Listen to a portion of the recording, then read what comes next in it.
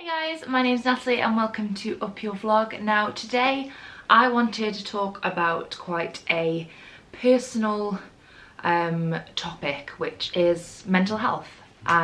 We all have mental health, we all go through different turmoils and issues with our mental health throughout our life, some more than others. The reason why I'm making this video is mostly to do with a lady called Flack, who sadly passed away very recently. She is a TV presenter here in the UK.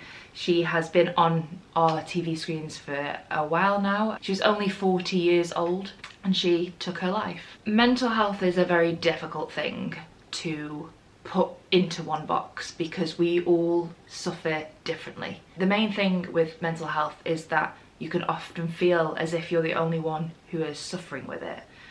Your brain makes you feel as if you can't get out of the situation that you're in, and sometimes you can be so low that you can consider taking your own life. And obviously this is something that no one would want to be in that place or that position, or have a loved one or family friend or colleague who is there, but for some it is the case and that's where they are, and some do go through with it and some don't. What I would like from this video is for everyone to have a bit more of an understanding of mental health and how we can approach and deal with it more in our daily life, not just for ourselves but for our loved ones around us. Now, I have friends and family members who have in the past discussed or have gone through periods of mental health where they have been depressed, they have been very open about feeling suicidal,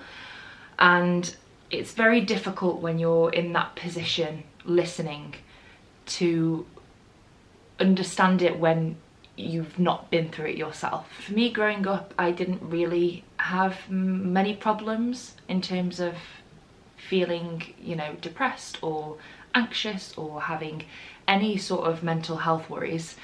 I think the point where my mental health changed was when I started investing more time into social media, being on YouTube, being a blogger, being on social media like Instagram, where everything's visual and you're seeing other people's lives and you're seeing a very small snippet of a person's life. Well, most of us don't want to put on the bad stuff that we're going through. We all want to show representation of us in our happiest moments. But when someone's viewing that, like myself for instance, you start to feel and compare yourself to that person. I've always been a self-motivator of being, you need to stay in your own lane, you need to not look at the competition, but I cannot help but look at YouTubers and bloggers and influencers who are all doing, how I feel, much better than me, and that can really take a knock at your mental health. Work can take a knock at your mental health. Personal problems that are going on in family and friendships can take a knock at your mental health. And I have to be honest, I've had many times where I've felt really low, and I've always been very vocal on social media about when I've not been feeling great. And it's very difficult to communicate how you feel when you don't quite know how you feel and how to communicate it yourself. I've had comments and private messages before where, people have really commented about the way I look or just something that is negative, and it's hurtful. It really is hurtful. When anyone can be anyone on social media, online, it's dangerous because you feel like you have no way of finding out who that person is. It's a lot different when you're walking down the street and someone shouts out an insult. You know who they are, you can see them. But when you're online, it's very easy for someone to create a private profile, to create a different name, to have a different photo that they can just take from the internet. It can be very difficult then to try and pursue any type of action against that person. And that is tough because you definitely feel like you've got no way of fighting them. Literally, from my personal experience of mental health, I have really found social media to be difficult, and living your life on social media, because I always compare myself to others without even really thinking about it, and it's a and it's a toxic place sometimes, and it can get really dark.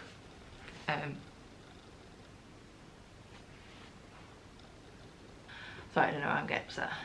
And in the case of Caroline Flack, her life was sprawled all over newspapers, magazines, online, social media, for someone who herself is considered a social media influencer and has her life on social media. And being in the spotlight and having all these people, from press to just random people commenting in her photos, you know, probably telling her all sorts of things, making all sorts of stories, which a lot of the press do. They do fake stories, they make assumptions, or they say a close source says this, and it tends to be just them making things up.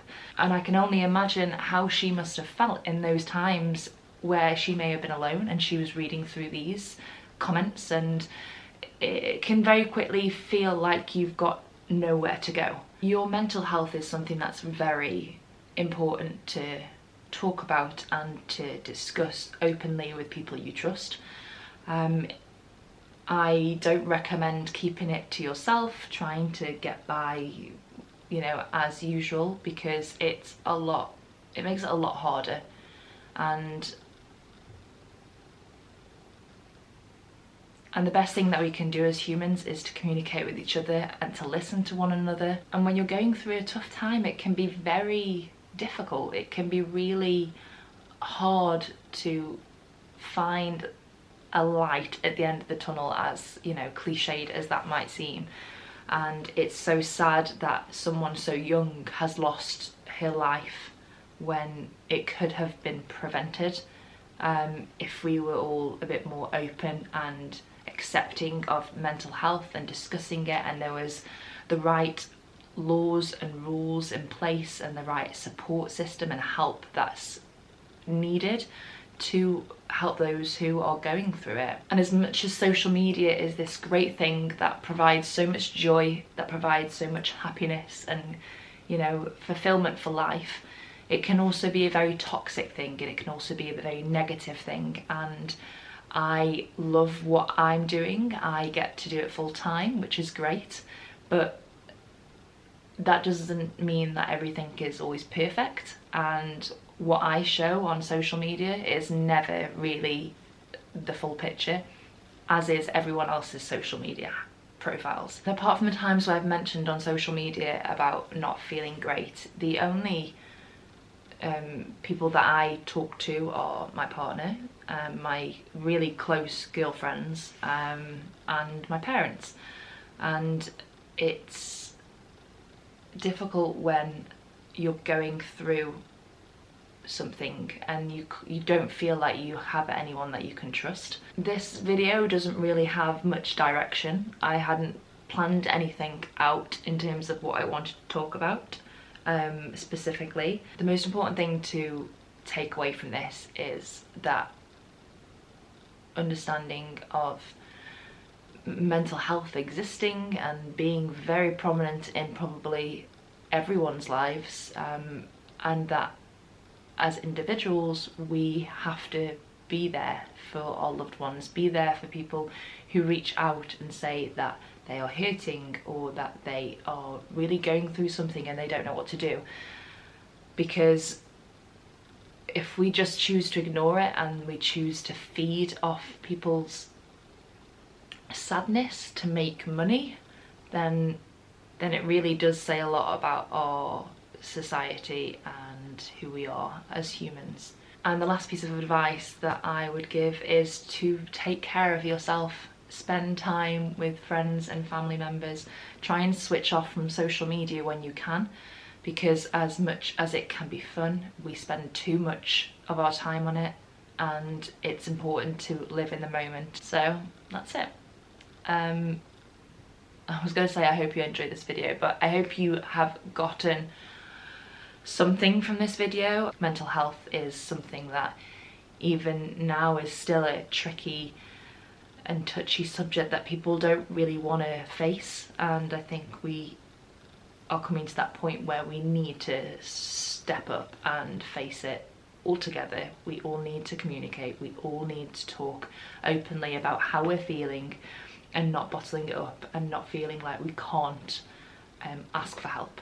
Thank you for watching, and I will see you guys on the next video.